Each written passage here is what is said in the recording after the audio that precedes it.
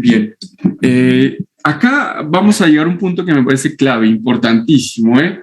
Estas condiciones son fundamentales, no solamente para la filosofía, sino para la vida en general. O sea, a lo que ustedes se dediquen, ya sea que sean, no sé, académicos, trabajen en una empresa, no sé, a lo que se dediquen, estas condiciones sirven no solamente para la vida del filósofo,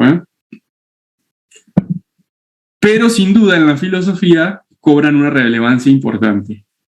A ver, son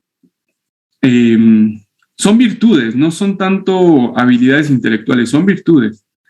La primera virtud que hay que tener, importantísima, es amor por la verdad, ¿no? El amor es esa actitud, es esa decisión de buscar el bien de alguien, ¿no? De buscar el bien de alguien en cuanto a lo que a la otra persona le conviene.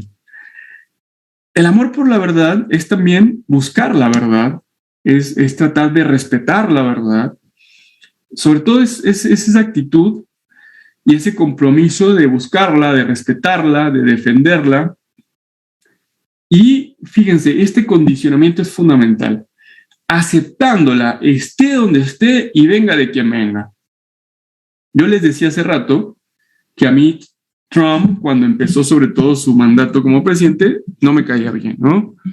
Me parecía que hablaba muy injustamente de los latinos, de los mexicanos en particular, pero cuando el tipo empezó a tomar decisiones que eran bastante sensatas, buenas, verdaderas, ahí dije, mira, este tipo ahí tiene razón, ahí lo apoyo. Entonces, ¿por qué les digo esto? Porque a veces nosotros, por pasión, por, digamos, resentimiento, odio, desechamos la verdad de alguien que nos cae mal, por ejemplo. O sea, alguien, aunque me caiga mal, puede decir algo verdadero, y en ese sentido yo tengo que apoyarlo. Les digo, a veces las pasiones nos dominan y no podemos hacerlo, pero es básicamente lo que dice esta frase. Dice San Agustín en las Confesiones nos da la clave de esta virtud. Dice, amar la verdad, no estudiar una secta en particular, sino amarla, buscarla, perseguirla y aferrarse a ella y abrazarla fuertemente donde sea que se encuentre. San Agustín en Confesiones nos confiesa, valga la redundancia, que el libro por el que él se interesa en la filosofía es un libro que ahora está perdido, que se llama El Hortensius. Es un libro que escribió Cicerón, y ahí San Agustín cuenta que gracias a ese libro le surgió como esta hambre de la verdad, ¿no? Como que necesito la verdad, necesito encontrarla. Bueno, ya saben todos que pasó por muchísimas sectas, fue maniqueo, fue neoplatónico, y terminó encontrando el cristianismo, ¿no? Buscando la verdad encontró el cristianismo. Un filósofo muy, muy interesante. Hay otra cosa que me parece importante acá, fíjense. Por más que haya autores con los que yo no esté de acuerdo, acá el amor por la verdad implica que inclusive ellos pueden decir algo verdadero. Por ejemplo, la Escuela de Frankfurt. La Escuela de Frankfurt son pensadores neomarxistas. Entonces muchos dirán, pero neomarxista, ¿qué no puede aportar un neomarxista?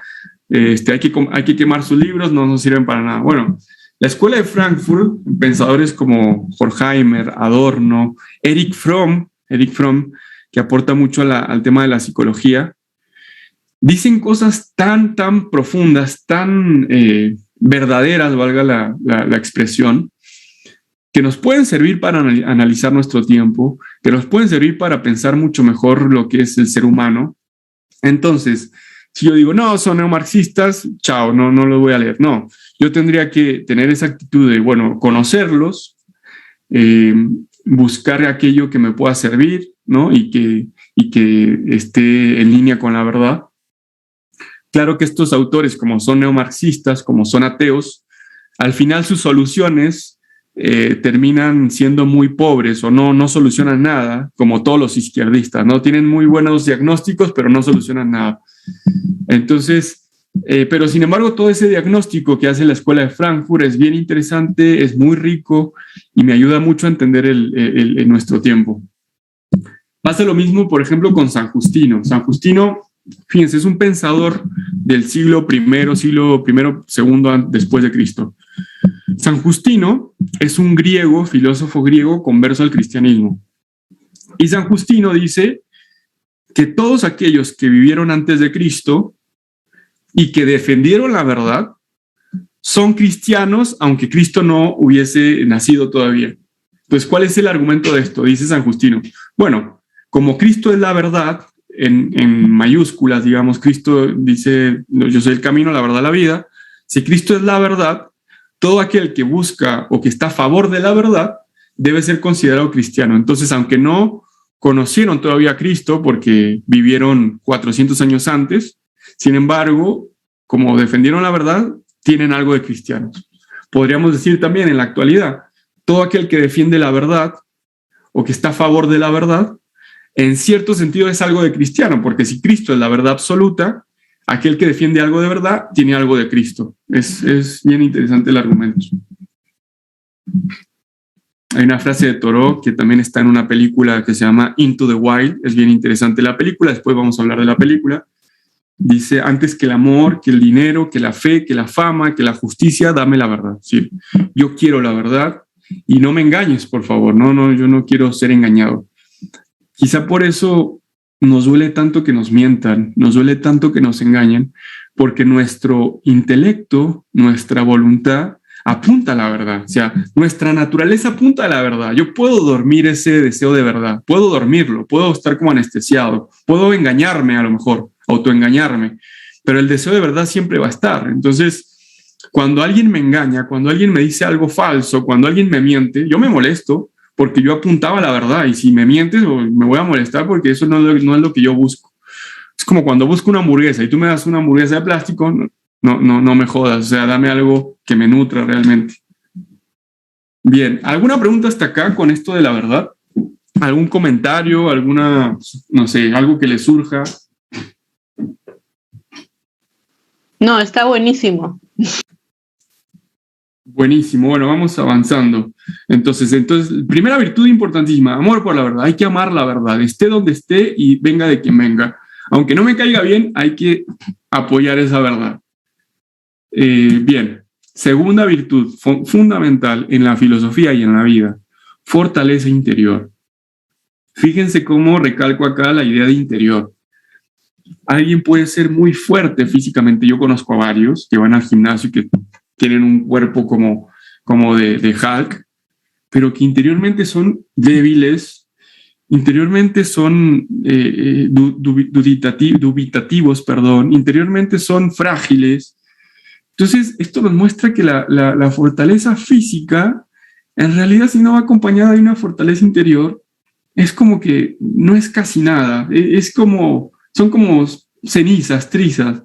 No sé si les ha pasado, esos tipos que a lo mejor en el gimnasio se sienten como súper poderosos y súper ponchados, pero después en la vida real son tímidos, no tienen como la capacidad para tener un diálogo mínimo con nadie, o que en internet se muestran como súper cancheros, súper que hacen todo y que tienen todo y que van a todas las fiestas y qué sé yo, pero en la realidad tú los ves y dices que este es el tipo que sube fotos impresionando a todo el mundo, y tú lo ves y lo escuchas hablar y dices, no, acá hay algo que no me cierra, ¿no?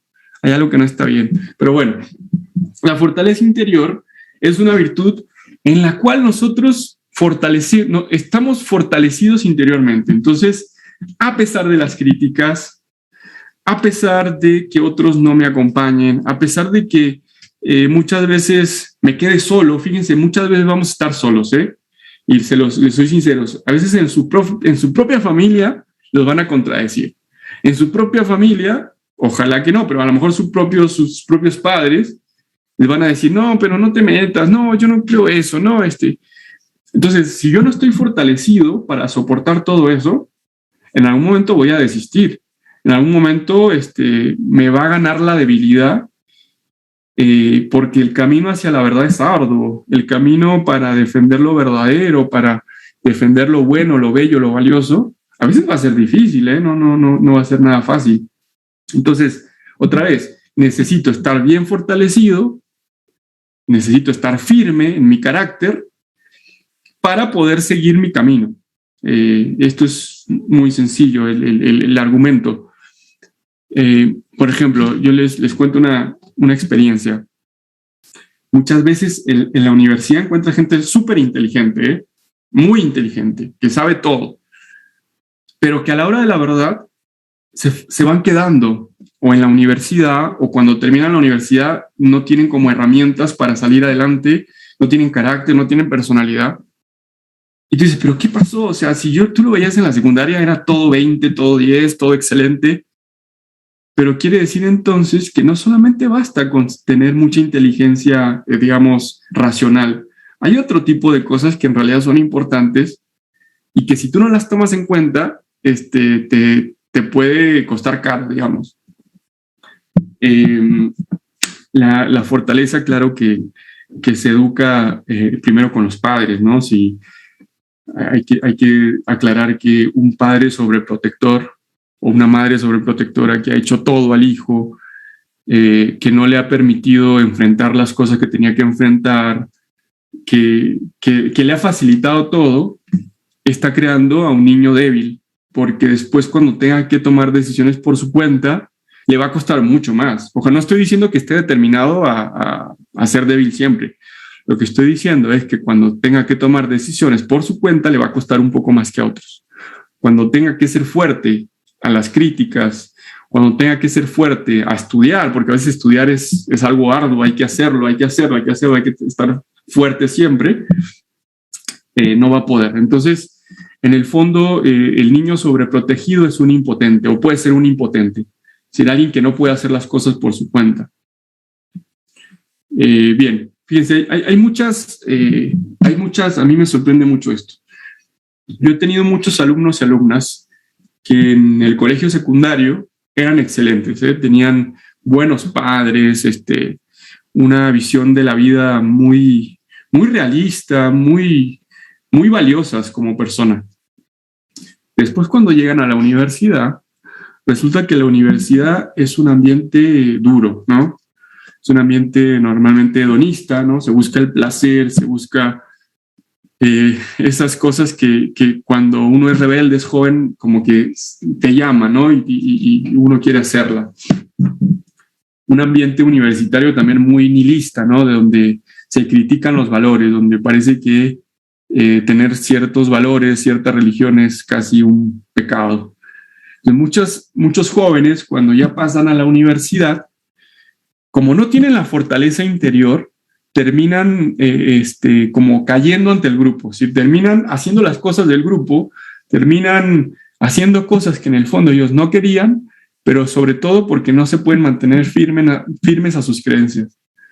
Entonces, la ideología se los termina comiendo, las amistades se los terminan devorando, y al final terminan realmente perdidos ideológicamente, es decir, sin encontrar respuestas sólidas, y a veces también en su vida. O sea, muchos ya no se reponen de ese distanciamiento de la realidad. Por eso, fíjense, un filósofo que yo les recomiendo mucho, que lo vamos a ir viendo mucho, es Emilio Comar. No es conocido, es un esloveno que llegó a Argentina escapando de la Segunda Guerra Mundial, ¿no? Los comunistas lo perseguían, y de hecho cuando se va de Eslovenia a Italia, se va justamente porque estaban por matarlo. Llega a Argentina, en Italia ya había sido muy reconocido, era profesor de Milán, había estudiado Derecho y un filósofo muy, muy interesante.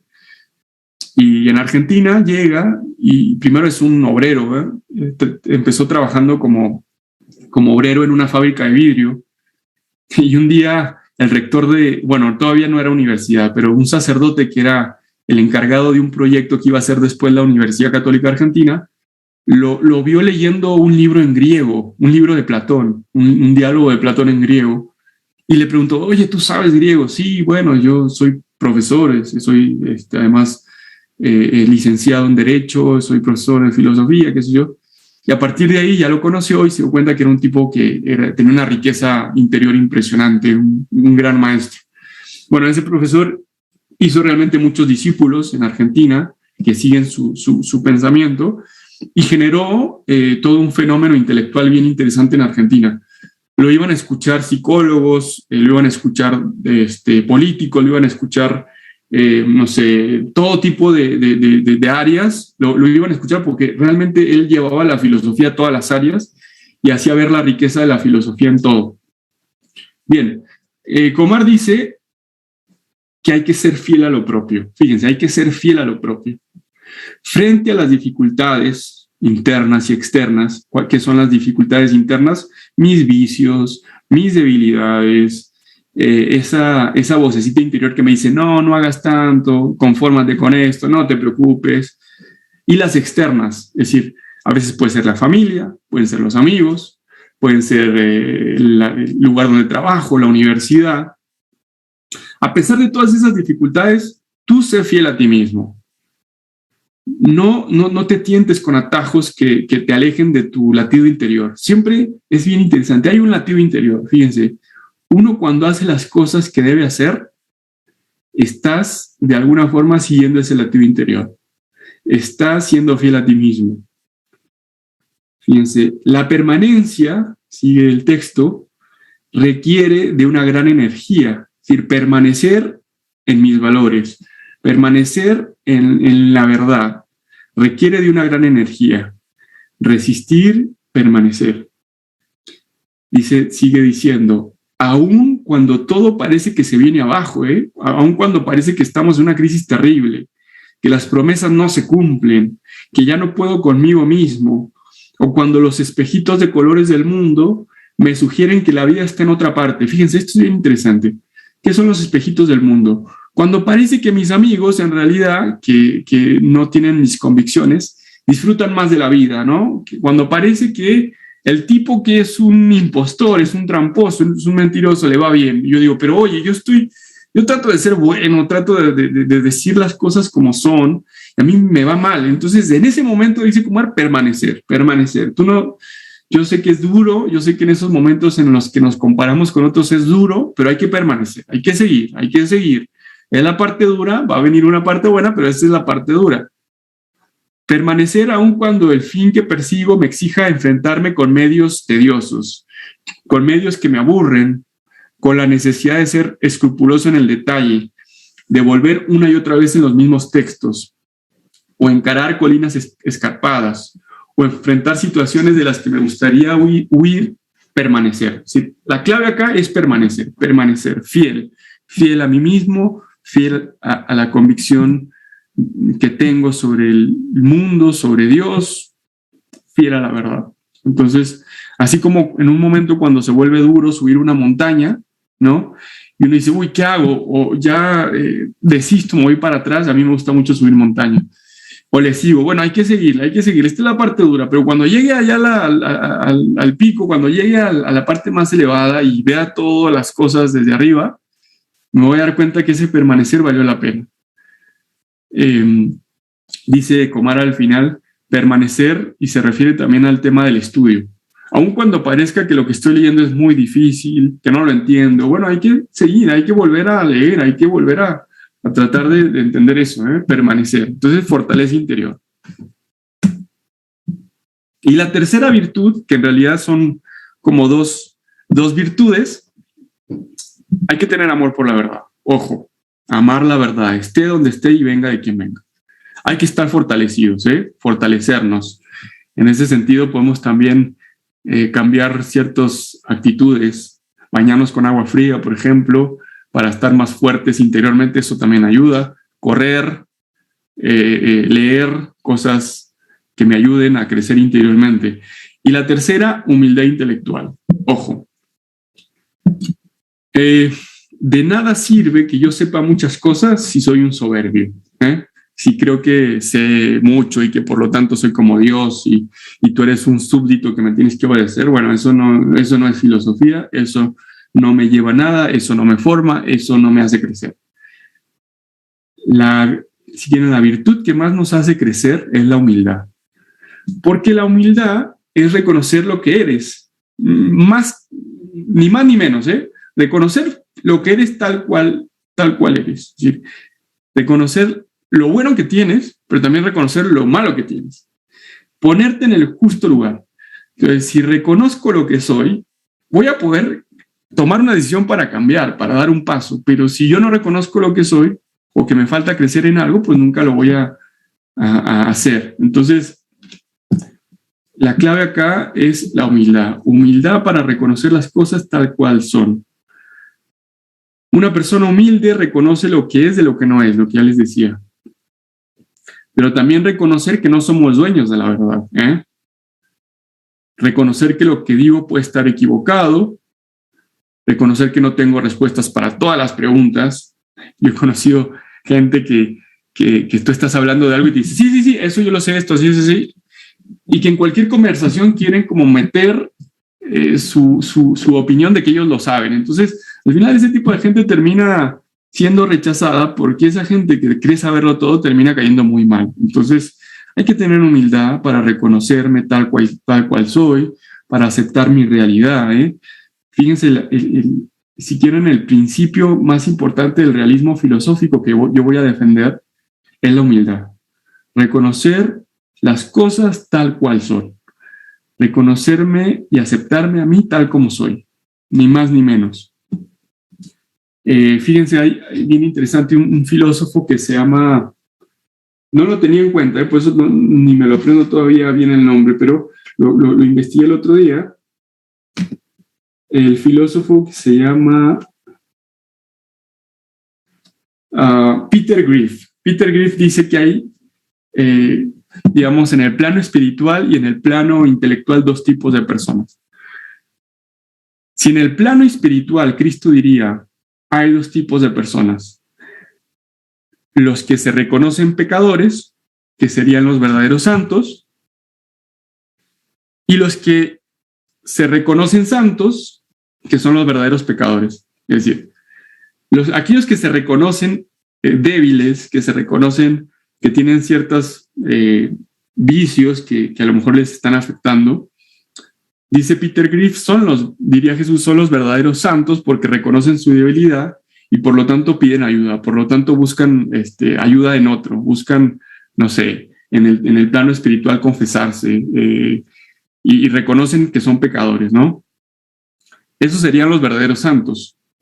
En cambio, aquellos que se creen buenos y que no, yo soy santo, yo soy buenísimo, yo no me equivoco en nada, esos en realidad son los verdaderos pecadores. Pasa lo mismo en el plano intelectual. Aquellos que se reconocen como sabios, yo lo sé todo, ¿no? A mí pregúntenme lo que quieran, yo tengo respuestas para todos, esos son los verdaderos ignorantes. Y aquellos que se reconocen ignorantes, es decir, yo en realidad no sé casi nada de esto, quisiera saber, pero no sé. Esos serían los verdaderos sabios, ¿no? La típica frase de Sócrates, yo solo sé que no sé nada. Reconocer la ignorancia ya es una parte importante porque me mueve a saber, me mueve a tratar de descubrir las cosas tal cual son. Bien. Y la otra virtud que tiene mucho que ver con la humildad es la docilidad, ser dócil. ¿Quién es el dócil? Lamentablemente, por la ideología que hay ahora, se entiende creo que mal la docilidad, ¿no? A lo mejor si digo docilidad, muchos van a entender que es como ser sumiso, ¿no? Como ser sumiso a alguien. Entonces tú le dices, por ejemplo, a una feminista, tú tienes que ser dócil. Y a lo mejor va a ser la peor ofensa que le puedes decir. ¿Cómo me dice que sea dócil? ¿Me estás diciendo sumisa o qué sé yo? Bueno, no, la docilidad es esa humildad para dejarse enseñar, ¿no? Ser dócil es dejarse enseñar por un maestro, por la verdad.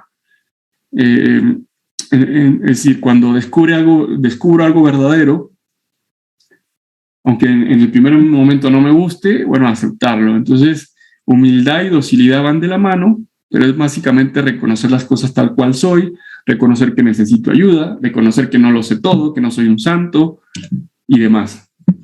Bien, bueno, ¿alguna pregunta hasta acá? Fíjense, ya estamos en la última parte. Espero que no se me hayan cansado, espero que no se me hayan dormido hasta ahora. Pero bueno, vamos a hacer una pausita ya es la última parte, estamos por terminar. ¿Pero alguna pregunta hasta acá? A ver, Elian. Profe, ¿qué tal? Una pregunta. En el caso de la segunda condición, ¿cómo podemos cultivar la fortaleza interior? Ya, buena pregunta. A ver, la clave, ojo, el pasado no lo podemos cambiar. Yo les decía que si fuimos algo sobreprotegidos, eso nos va a costar. Yo reconozco que mi papá, gracias a Dios, fue muy exigente conmigo en muchas cosas. Yo soy del campo, ¿no? Y siempre había que ordeñar, había que darle de comer a las borregas, a las vacas. Había que hacer labores de campo, sembrar, cosechar y demás. Y eso me ayudó muchísimo en todas las áreas. Yo me di cuenta que eso me sirvió mucho en la universidad, aunque estudié filosofía. Ustedes dirán, pero qué loco. Bueno, más adelante les voy a contar por qué me sirvió mucho. Pero mi mamá, yo reconozco que mi mamá me sobreprotegió bastante en algunas áreas. Y yo reconocí ya de grande que ciertos temores que tenía, por ejemplo, a emprender cosas nuevas, o por ejemplo, hablar en público, eran por esa sobreprotección de mamá, de hacerme cosas que a lo mejor yo podía hacer y ella las hizo. Ojo, hay un psicólogo que se llama Erikson. Erikson habla de psicología del desarrollo. Erikson dice que cuando un niño puede hacer ciertas cosas y tú no le enseñaste o tú se lo hiciste, esa parálisis en realidad es un retroceso, porque el niño, en vez de aprender a hablar, a caminar en su debido tiempo, se está retrasando y se está paralizando otras actividades que podía realizar. Eso nos muestra entonces que si, como en mi caso, que tuve algo de sobreprotección, si eso no lo desarrollamos en su tiempo, después va a ser mucho más difícil. Entonces, otra vez, el tener que hablar en público, por ejemplo, el tener que emprender algo nuevo o sostener algo en el tiempo, a mí me costaba mucho y me sigue costando sostener en el tiempo cosas. A veces empiezo un libro y no lo termino, sinceramente. Bueno, eso es algo que viene de mi historia personal, pero eso lo puedo cambiar, gracias a Dios. No estoy determinado. ¿Cómo lo puedo cambiar? Bueno, como decían los clásicos, ir en contra de eso, tomar decisiones que vayan en contra de ese problema que tengo. Entonces, por ejemplo, si me cuesta mucho levantarme en la mañana, y bueno, voy a tomar la decisión de levantarme tempranito, salir a correr, después bañarme, si quieren con agua fría, y después empezar mis actividades diarias. Pero lo tengo que hacer. Es decir, esto no sucede de la noche a la mañana. Es como diría Aristóteles, necesito crear un hábito, una virtud. Y la virtud necesita esfuerzo, necesita acostumbrarse. Necesitas acostumbrarte a esa nueva virtud, a ese nuevo hábito. Entonces, no sé, si me cuesta leer un libro, bueno, tengo que empezar leyendo un libro o leyendo un capítulo. Y después voy a leer 2 capítulos y después voy a leer un libro entero. Entonces, hay que tomar ciertas decisiones sobre mi personalidad, que yo sé que en eso estoy débil y que hay que cambiar. Me cuesta hablar en público. Bueno, me voy a meter a un taller de debates, porque eso me va a exigir hablar. Me cuesta socializar. Bueno, voy a organizar una reunión en mi casa con los amigos que tengo para hacer algo y para proponerles algo yo, ¿no? Les voy a proponer un juego de mesa. Entonces, yo les voy a explicar cómo es. Entonces, a lo que voy es, hay que tomar decisiones en lo que yo sé que me está faltando, en lo que yo sé que soy débil, para poder cambiarlo. Si no, es muy difícil simplemente creer que voy a hacerlo y nunca tomar una decisión. ¿Alguna otra pregunta? ¿Alguna otra duda?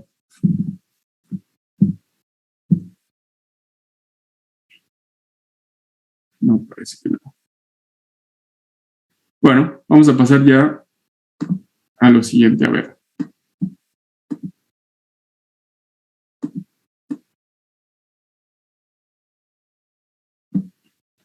Esto lo voy a decir rápidamente. ¿Cómo empieza la filosofía? Bueno, hay muchos momentos en los que podemos empezar a filosofar.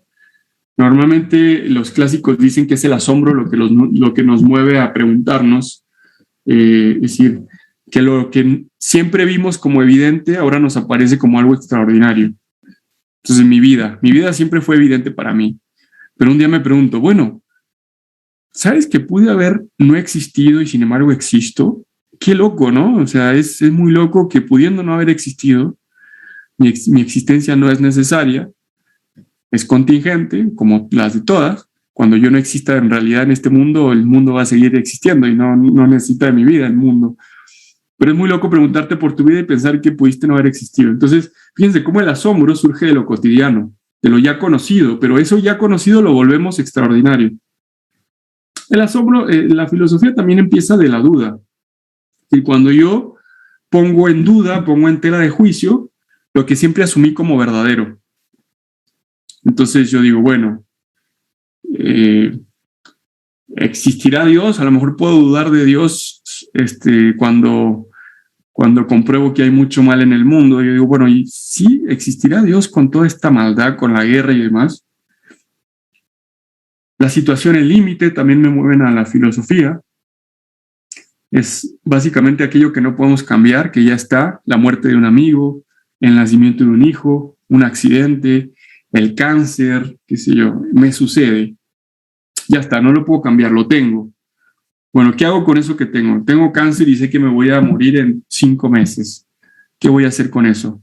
Entonces empiezo a hacer una búsqueda mucho más profunda, ¿no?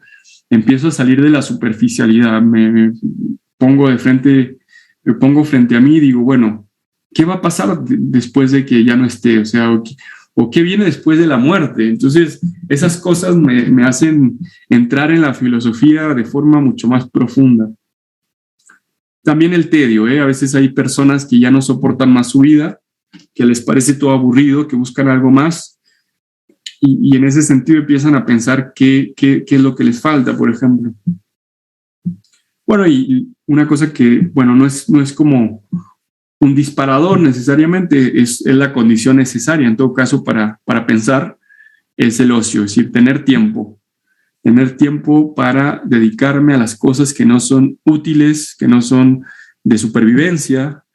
De hecho, la filosofía empezó cuando la gente en Grecia ya tenía las condiciones necesarias para vivir y por lo tanto podía pensar, ¿no? Es decir, la filosofía no surgió cuando éramos nómadas, íbamos de un lugar a otro y no nos establecíamos en ningún lado, porque no teníamos tiempo para pensar. La filosofía surgió cuando en una sociedad particular griega, los hombres tenían la tranquilidad, la comida, no estaban en guerra para poder pensar, para poder dedicarse ese tiempo a la filosofía, digamos.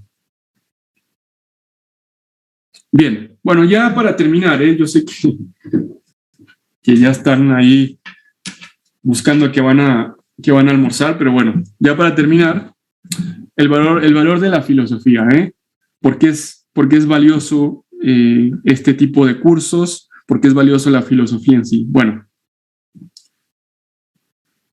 hay una frase que a mí me gusta mucho, es que todo error en teoría, si yo pienso mal una idea, si yo tengo una idea equivocada, voy a terminar metiendo la pata en la práctica, en algo concreto. Bueno, si yo tengo una idea equivocada de lo que es el bien y el mal, me voy a equivocar justamente, a lo mejor voy a hacer el mal creyendo que está bien.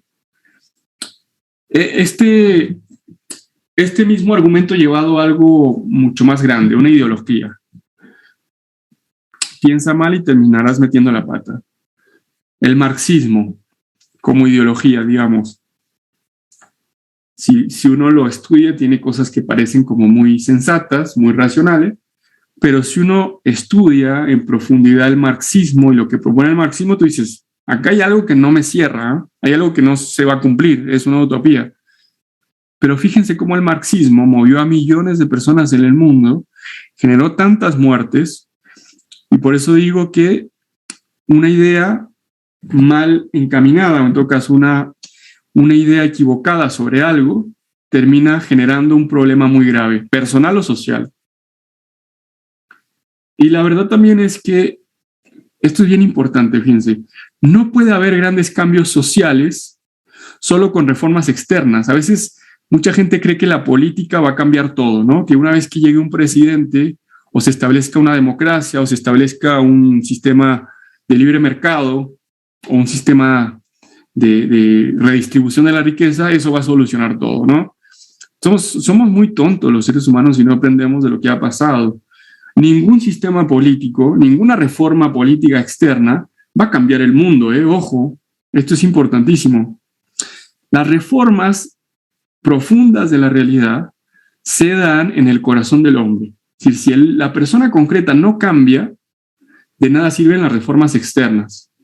De nada sirve que en la política haya leyes supuestamente inclusivas y demás, y bueno, ya todo está ideologizado, si la persona no cambia. Entonces, a veces nos engañamos pensando que los cambios tienen que venir de la política, y los cambios en realidad vienen de que cambie el corazón de la persona, el corazón del hombre. Si eso no cambia, no cambia nada. Bueno, ¿por qué es importante también? Porque la filosofía es la actividad más libre y la más satisfactoria. ¿Por qué es la más libre? Bueno, porque la filosofía no está al servicio del poder, no está al servicio de la utilidad y no está al servicio del provecho material. Entonces es libre y por lo tanto puede cuestionarlo todo. Es decir, cuando hacemos filosofía, de alguna forma somos políticamente incorrectos, porque como no estamos al servicio de una ideología o del poder, podemos analizar las cosas y podemos criticar las cosas y, digamos, hacer esa crítica acertada, se me fue la palabra, pero iba a usar otra palabra, para ver las cosas tal cual son. Y además, bueno, la filosofía tiene sentido en sí misma, ¿no? El que estudia medicina para curar. El que estudia, no sé, ingeniería, estudia ingeniería para hacer algo, un puente, una casa, qué sé yo. En cambio, la filosofía tiene sentido en sí misma. El fin de la filosofía es el conocimiento mismo, por lo tanto no es un fin externo, sino es un fin interno a sí misma. Y también, porque es importante para tener una mirada amplia y profunda. Fíjense, la filosofía nos permite ver las cosas desde una amplitud mucho más grande. Es como si estamos en una montaña. Si vivimos en la ciudad, no vemos lo que pasa en la ciudad, porque los edificios nos tapan, ¿no? Yo quiero ver lo que pasa en la otra calle y, bueno, no puedo porque hay autos, hay personas, hay edificios. Pero si yo subo una montaña, voy a ver la perspectiva más alta y voy a darme cuenta del lugar que ocupa cada cosa. Entonces, eso es bien importante.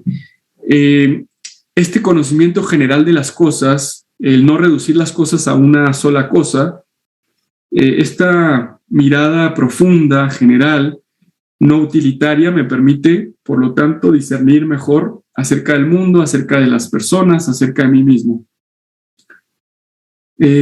Si yo estoy muy reducido a mi área, soy ingeniero y hago una especialización en ingeniería o una especialización en derecho, pero es un área muy reducida a la realidad. En cambio, la filosofía me permite ser amplio, entender todas las cosas o tratar de entenderlas a profundidad.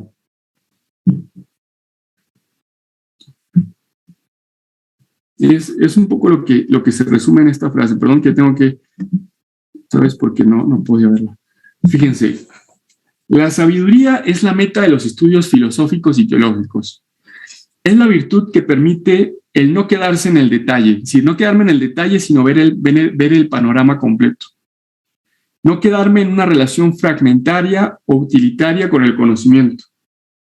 Es la capacidad de comprender lo global, de tener una visión de conjunto, de interpretar lo particular dentro de un contexto amplio. Se caracteriza por la pretensión de llegar a la última claridad posible, si buscamos claridad. El filósofo goza con la contemplación de lo real, con llegar a desarrollar una mirada arquitectónica de las cosas. Conocer un sinfín de detalles no significa llegar a este patos filosófico que es lo típico de la sabiduría. Platón enseñaba que es imposible alcanzar ningún saber y menos aún un alto saber como el filosófico, el de la sabiduría sin entusiasmo. Acá quiero aclarar una cosa. Muchas veces se piensa que el sabio es el que sabe mucho. No, el sabio no es el que sabe mucho. El que sabe mucho a lo mejor está instruido en muchas áreas. El que sabe mucho tiene mucha erudición, pero la sabiduría es algo más. La sabiduría es poder leer la realidad tal cual es. Y a veces los que tienen muchos doctorados no saben leer la realidad tal cual es. Entonces no necesito en realidad muchos estudios necesariamente. Bueno, ya con esto cierro. Dice, profesora, me inquieta una cosa. Me pregunto por qué no estudiamos más filosofía. Dice la maestra, estate tranquilo, gracias a no estudiar filosofía, pronto dejarás de hacerte preguntas. Bueno, esto ha sido todo por hoy. Ahora sí, si hay preguntas, si hay comentarios. Ahí les dije una frase, en la presentación van a ver más frases que ahora no les puse porque por el tiempo, una frase de la sabiduría que a mí me gusta mucho, me parece muy, muy bonita esta frase sobre la sabiduría, sobre la importancia de la sabiduría, pero bueno, esto ya ustedes lo repasan. Les voy a dejar la presentación esta y les voy a dejar un texto que acompaña a las virtudes, un texto que acabo de redactar y que está pensado para después hacer un escrito mucho más grande. Nada, les voy a pasar ese fragmento que ya lo tengo listo. No sé, entonces, si hay alguna pregunta, por favor, estoy a su disposición. Profe, yo tengo una pregunta. Tiene que ver más o menos desde cuándo empezamos a hablar de lo políticamente correcto. O sea, ¿a qué nos referimos cuando hablamos de lo políticamente correcto o incorrecto? ¿En qué contexto surgió ese término? ¿Qué hace? Bien. Una vez estábamos preparando un podcast sobre justamente la corrección política y en un texto que investigué se decía que desde los 70s ya se hablaba de ese término. El contexto no era del todo igual, claro, ahora esto de lo políticamente correcto se ha vuelto algo de todos los días, pero ya desde los 70 se utilizaba, con estos movimientos feministas. Acuérdense que el feminismo y esta revolución sexual comenzó desde los 60. Acuérdense de Mayo francés. ¿Qué fue Mayo francés? Fue esta revolución estudiantil en el cual los estudiantes utilizaban pancartas como la imaginación al poder o prohibido prohibir. ¿Se acuerdan? No sé si han visto esa frase, prohibido prohibir. Es decir, el que quiera prohibir cosas, el que quiera poner límites, hay que prohibirlo, hay que censurarlo.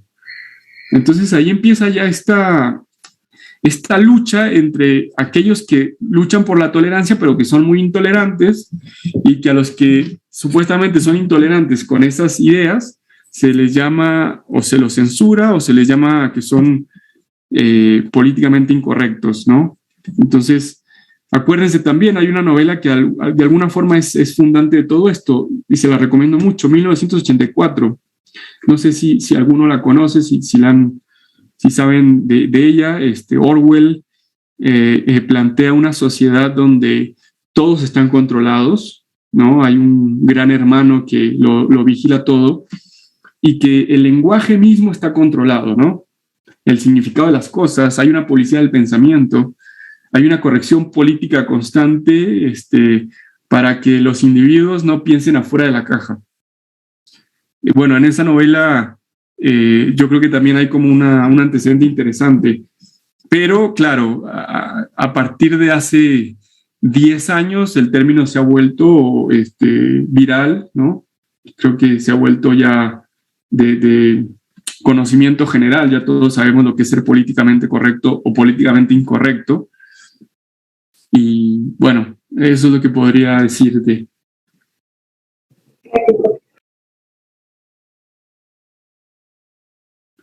Jesús Baltasar, ¿qué tal? Bien, bien. Mi consulta iba por el tema de la verdad. Varias veces he escuchado el tema de que esa es tu verdad, mi verdad, y cuando uno trata de explicar que, bueno, la verdad es la adecuación del intelecto a la realidad, salen con este tema de que la realidad en realidad no existe, sino es una representación de cosas en tu cabeza que realmente no lo son, y salen con una serie de teorías. Entonces, mi pregunta es, ¿qué es la verdad en un mundo donde lo relativo prima? Bueno, la verdad que vamos a ser bien, ¿cómo se dice? Redundantes. La verdad, como tú decías, esa es la definición clásica, ¿no? Es la adecuación del intelecto a la realidad. Si yo veo que existe A y yo niego A, yo digo que A es B, bueno, estoy negando la verdad o estoy falsificando la verdad. Y por otro lado, el mentiroso, digamos, puede engañar a todo el mundo. De hecho, esto lo vamos a ver la próxima clase y también cuando veamos más adelante otros temas relacionados al tema de la verdad. Pero la próxima clase, cuando veamos algunos fundamentos para pensar críticamente, vamos a tener que llegar sí o sí al tema de la verdad y definir y explicar un poco más. Pero bueno, el mentiroso sabe que puede engañar a todo el mundo, pero sabe que él no se puede autoengañar. O sea, ese es el dilema del mentiroso. El mentiroso puede decirle a todo el mundo que A es B, pero dentro de sí mismo no se puede autoengañar. Puede por un tiempo estar dormido. Hay mecanismos de defensa que vamos a estudiar en el tema de psicología. Muchas veces mecanismos de defensa que nos apagan o nos niegan ciertas cosas que hemos pasado para no sufrir, digamos. Negamos esas verdades que hemos pasado. Pero la verdad que el mentiroso no se puede engañar a sí mismo. Ahora, ¿qué es la verdad en un tiempo relativista? Bueno, habría que preguntarle al relativista en qué se fundamenta su idea, porque en realidad el relativismo se deshace a sí mismo, se autodestruye. Es decir, si un tipo dice, bueno, todo es relativo, ¿no? No hay nada verdadero, no hay absolutos, no hay nada universal, necesario y válido para todos. Bueno, cuando ese tipo dice que todo es relativo, su misma frase es relativa. Sí, se está autodestruyendo porque lo que él dice no tiene validez. No sé si me explico. Decir todo es relativo, si yo digo todo es relativo, tengo que ser consciente que mi propia frase, al afirmar que todo es relativa y por lo tanto no tiene ninguna exigencia de verdad ni de universalidad. Entonces, ese es un gran tema. Ahora sí, estamos en una sociedad que cuestiona mucho. De hecho, vamos a ver 3 autores de esta idea de la deconstrucción, Nietzsche, Foucault y Derrida, que vamos a entender un poco más todas estas posturas historicistas y demás, pero bueno, hasta ahora es lo que te puedo decir, que en realidad menos fundamento o nulo fundamento tiene el relativista porque su postura ni es filosófica, ni es científica, ni se puede construir nada con ella. Gracias. Bien. ¿Alguna otra pregunta?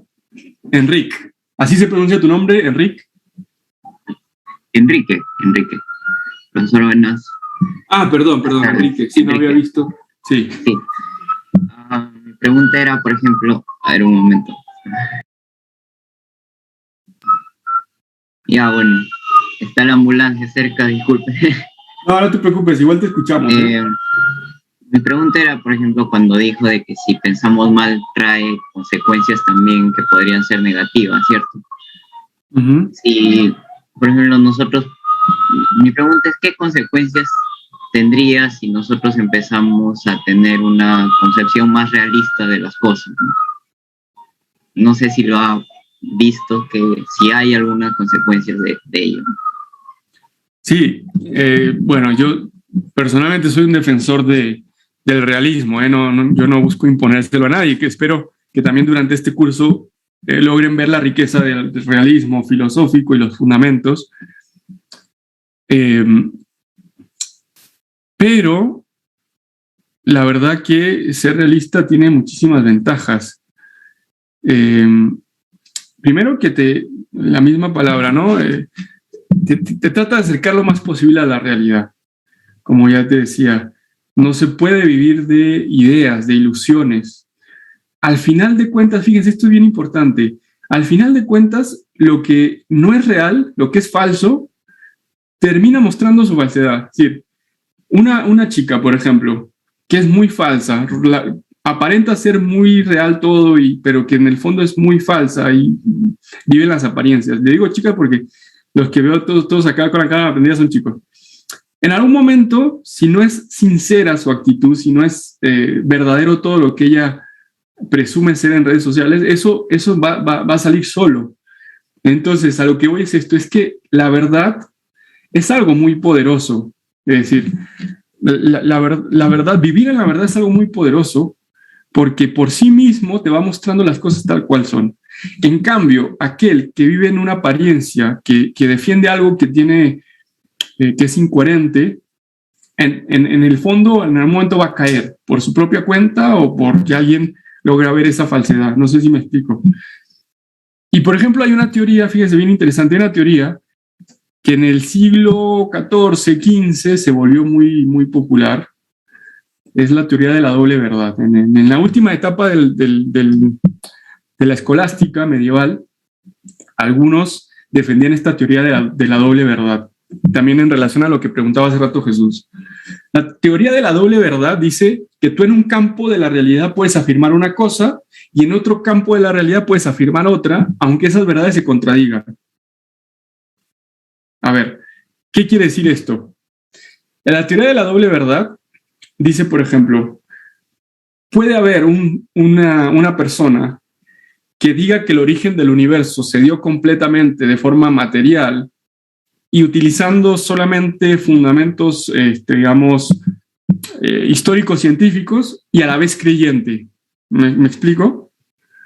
Entonces, es una teoría de la doble verdad porque decir que el origen del universo se debe solamente a causas materiales y materiales y energéticas y químicas, y a la vez cree en Dios. Otra teoría de la doble verdad. Un defensor de derechos humanos que defiende el aborto. O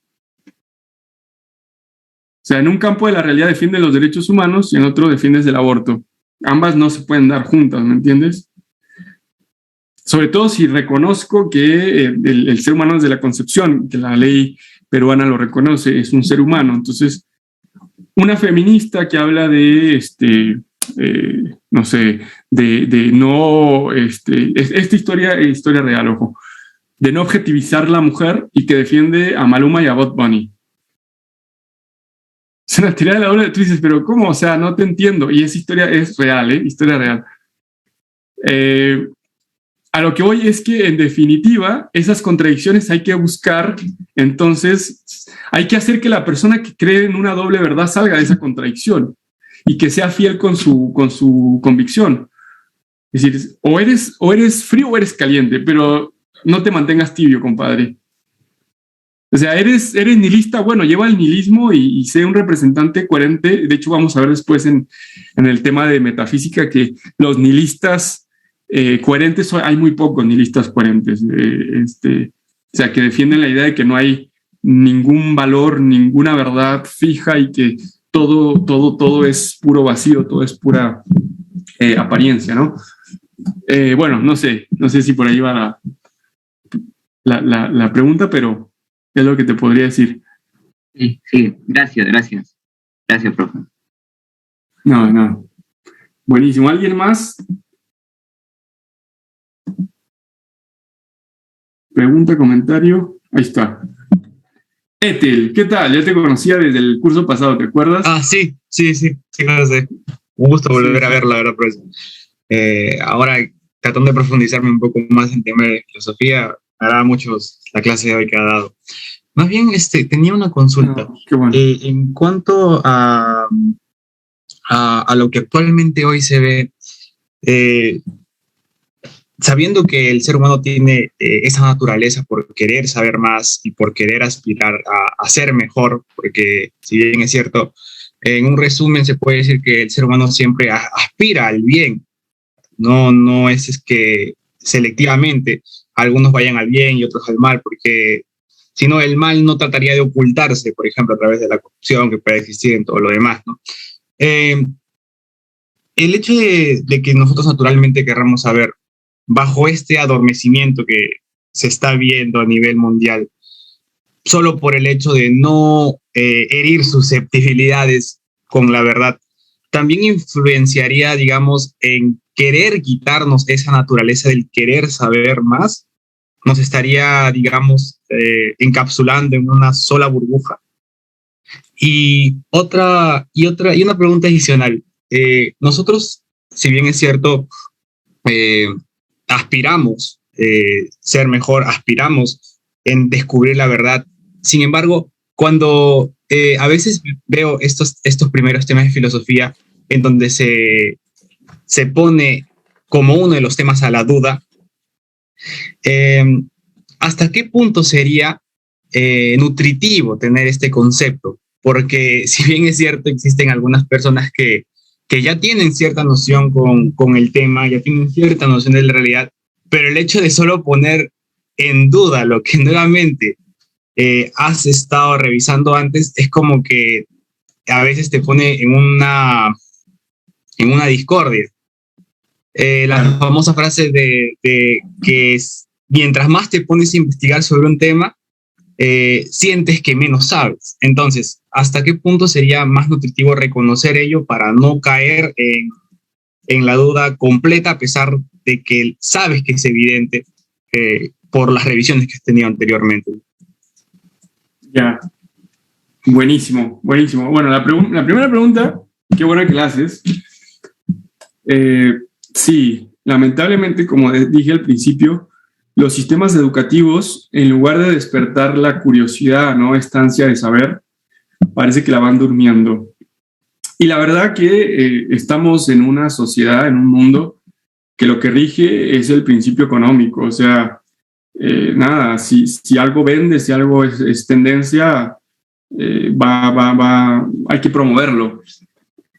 Si lo que tú me propones va a ser que la sociedad no compre tanto, consuma menos, sea más inteligente en sus decisiones personales, sociales, pues entonces no conviene tanto a los poderes económicos. Es decir, una persona, si es más feliz cuando consume solamente lo que necesita, pero que se dedica a cosas importantes, que juzga críticamente las cosas, esa persona crítica, esa persona que disfruta de los placeres lícitos del campo, de la naturaleza, de los amigos, no es el sujeto que busca el capital, digamos, los poderes económicos. Buscan un sujeto que tenga necesidades, crearle dependencia. Fíjense, bien interesante, qué bueno que me haces acordar de esto, porque aquí había notado algo que quería decirles. Ustedes conocen a Noam Chomsky, es un filósofo progre izquierdista, pero tiene 10 técnicas de manipulación mediática. Son bien interesantes, les pido que la revisen. Están en cualquier lado, hay infografías y demás. Estas 10 técnicas de manipulación mediática de Chomsky dice, voy a leer solamente las importantes, las que considero importantes. Dice Chomsky cómo se puede manipular una sociedad: distraerlos en asuntos poco importantes. Es decir, si están pendientes de cosas poco importantes, no van a pensar en las cosas importantes. Entonces, no sé si se ha planeado todo, pero programas como Esto es Guerra, Combate, todos esos programas que son muy tontos si uno los revisa realmente, tú dirías, bueno, ¿esto nos quieren manipular con eso o es simplemente porque es un negocio muy grande y la gente quiere ver eso? Entonces, pero bueno, la verdad que eso distrae bastante de lo importante. Hay gente que solamente quiere leer Trome, yo leo bien Perú y conozco lo que se lee y lo que se ve, leer Trome y ver ese tipo de cosas, pero nada más. Dice también Chomsky que hay que trabajar en el pensamiento emocional, es decir, en las emociones, lo que vimos de la posverdad. Eso por encima del juicio crítico. A ver, cuando un vendedor viene y te vende un producto, no trabaja tanto tu racionalidad, trabaja tu emoción. Tú sueñas con cómo va a ser tu vida después de que compres eso. Eso es pura emoción. Entonces, es un poco así como se da también a nivel más macro.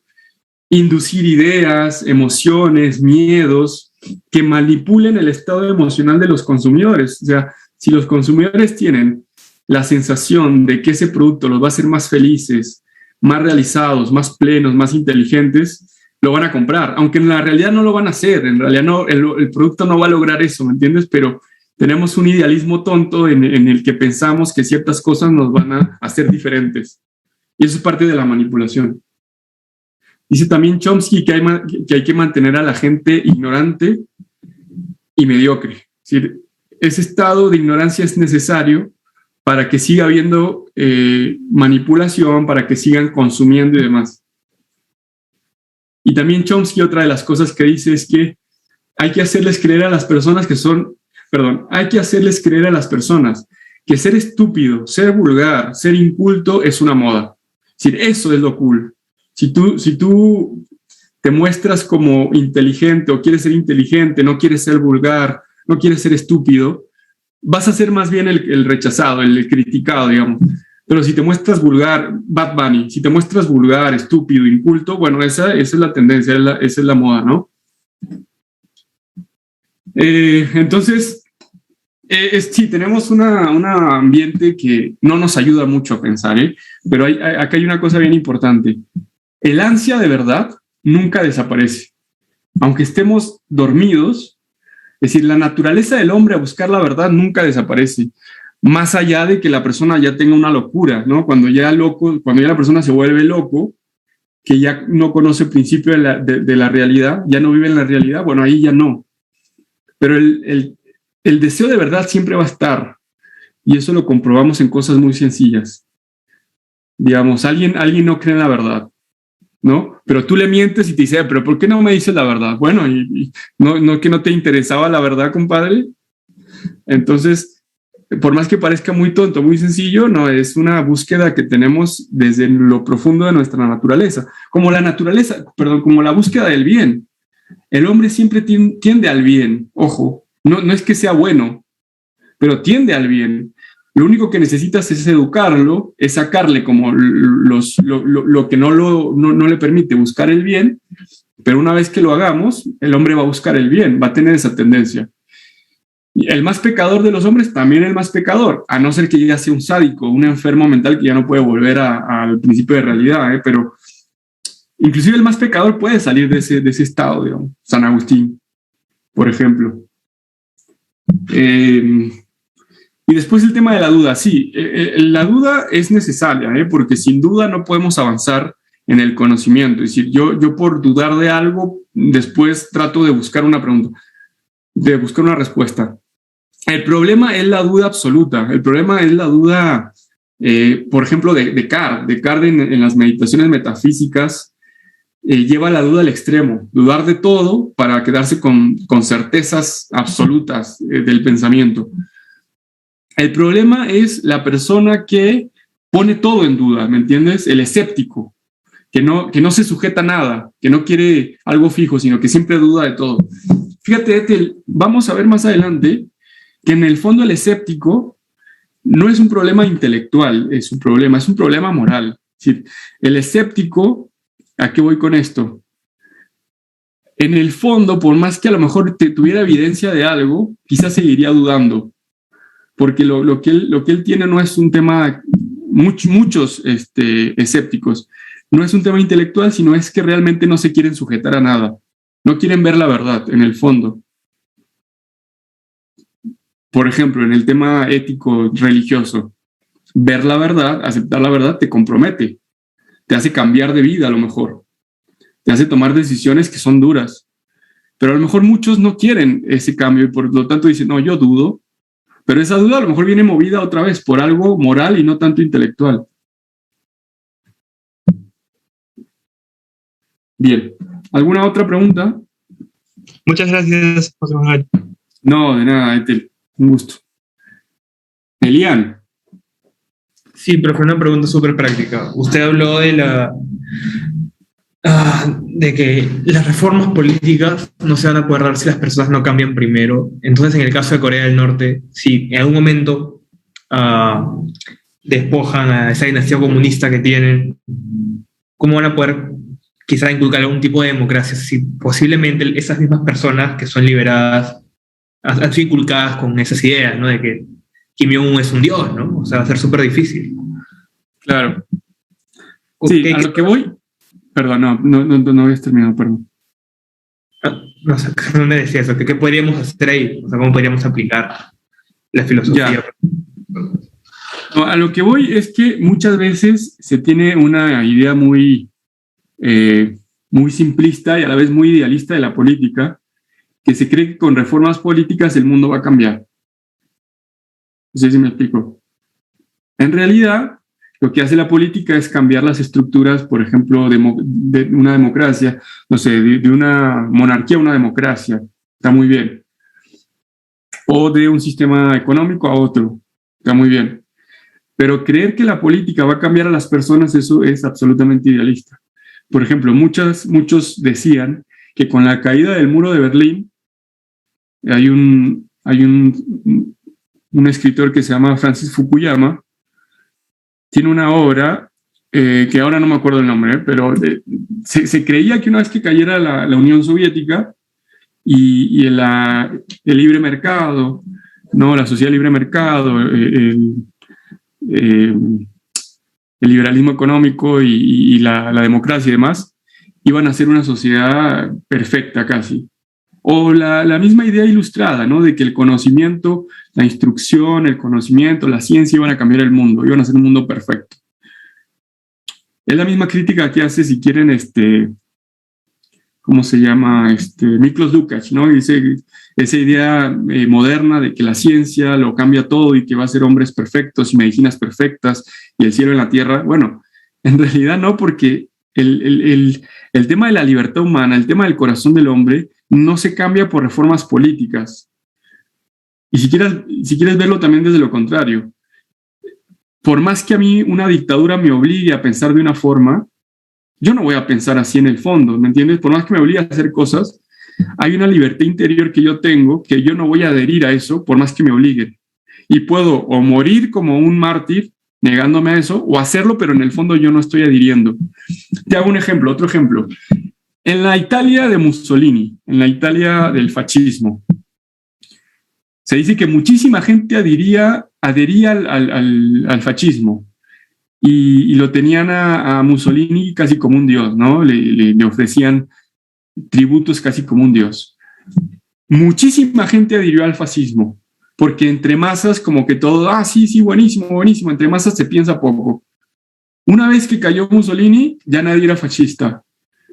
Entonces, ¿había habido una reforma real de las personas? ¿Habían cambiado y eran fascistas en el fondo? No, era en el exterior. En el interior no, porque en el interior se necesita una decisión profunda de la persona, de creer en eso, de seguirlo. Entonces, mi crítica iba más hacia eso, pensar que la política lo va a salvar o lo va a solucionar todo. No, pensar que la política es la forma como podemos hacer el cielo en la tierra. Y aunque la política puede hacer muchas cosas, hay otras que ya están dentro de la libertad de la persona. Entonces, ponte Estados Unidos, el país, si quieres, más desarrollado democráticamente, tecnológicamente, económicamente. Bueno, ¿es el paraíso? ¿Y es el paraíso económico o es un lugar de muchas oportunidades para crecer económicamente? Pero hay muchísimos problemas que en realidad no se solucionan y no se van a solucionar con política solamente.